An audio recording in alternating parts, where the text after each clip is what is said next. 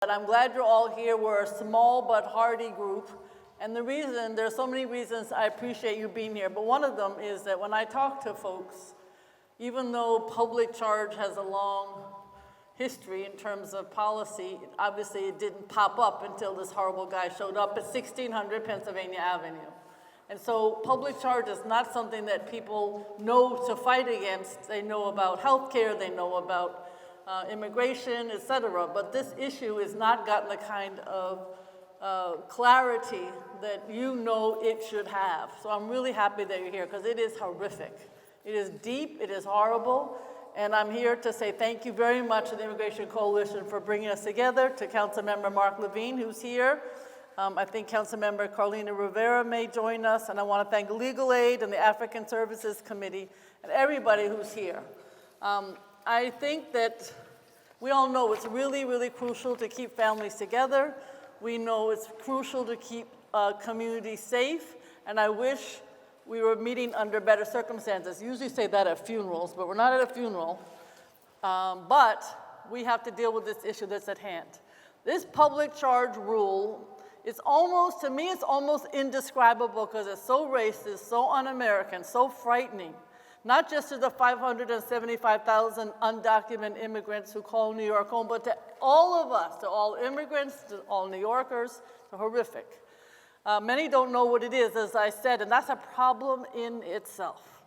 So when we talk about public change, we have to look at this act of hatred and recognize it for what it is. Long ago, George Washington's vision of a government where everyone shall sit in safety and there shall be none to make him afraid, that's not what's happening now. Government is causing the fear, and the fear is the point. It's confusing, and that's the point that they want to make. It's cruel, and cruelty is the point. I promise you that's what they're all about in Washington. It's not about freeloading immigrants taking advantage of public benefits. Hell no.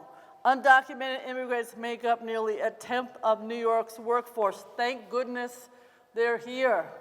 Dishwashers, half are immigrants, undocumented. A third of all cooks and a quarter of the domestic workers whom I love. You might know that I passed the first bill in the United States when I was in the council in support of domestic workers. A fifth of all construction workers undocumented. In New York and nationwide, undocumented individuals contribute more in taxes than they receive in benefits. Take that, 1600 Pennsylvania Avenue. Studies have shown that they are far less likely as immigrants to use public benefits than we are as citizens, and we know that. They consume less of them than citizens when they do. That's what immigrants do, all good.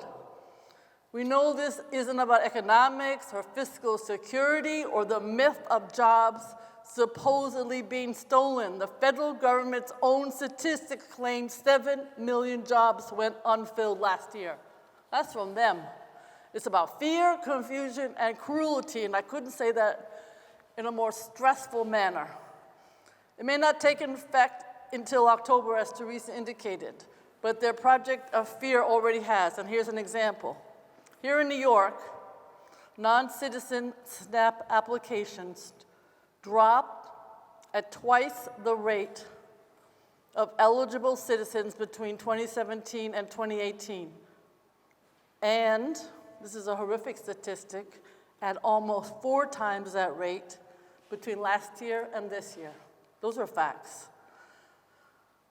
Nationwide, there's been a 20% decline in SNAP or food stamps enrollment since the policy was first proposed. Millions of immigrants, even those who are legal, are refusing public benefits and even basic health care, putting the entire city, all of our communities and cities at risk, as you know. In fact, lawsuits filed by the city of San Francisco and Santa Clara County note how these new rules will worsen public health outcomes for everybody. Sorry. Obviously, it'll raise the costs of hospital and municipalities while exposing millions to deadly viruses, because that's what happens when you don't have good health care. This outrageous expansion of what it means to be a public charge is radical, it's vile, but it is not unprecedented. In the 1930s and 30s, the federal government also tried to enforce a public charge rule to keep European Jews out of America. This is a shameful chapter of American history, but the Trump administration would have us relive it. We must keep these historical comparisons in mind because the question of what we would have done in those dark times is no longer rhetorical. If rights are selectively applied, then they cease to be rights. This is an attack on immigrants, undocumented or otherwise, on public health, on every single New Yorker and every single American. Often, us elected officials, we say New York is a great city of immigrants in a nation of immigrants, and it's a banner we lift proudly. But we must all tonight reflect on what it means to be a city of immigrants and the responsibilities that we must take to live up to that title. It means that we stand up to injustice, we defend immigrant members of our community from this and all other senseless attacks from this administration, and everybody in this room has already done that. So today, when we were at schools this morning, we covered almost all the public schools in Manhattan, day of action, and we handed out the material that publicizes Action NYC Free Immigration Legal Service Hotline, 1-800-354-0365. And we handed out the horrific aspects of public charge. All that material is on the tables back there. And I have to say that since being borough president, we have tried to serve the organizations that serve immigrants and their communities, like the ones in this room, like Northern Manhattan Coalition for Immigrant Rights, from the different museums. We have given out almost $1.5 million to groups just like those in this room. And I hope we've helped, and we have staff from our office at 431 West 125th Street with the first borough president to have a storefront.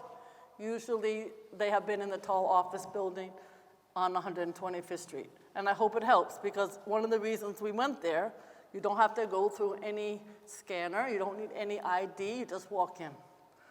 And we've helped a lot of, particularly in the West African community, I hope we've been helpful, as well as many others. We helped the hair salon braiders who were getting tickets for a whole series of not having the right credentials, and that has stopped because we intervened on their behalf. We are just like you. We all stand with and support finding options to defeat this ridiculous policy and to be supportive of those who are impacted.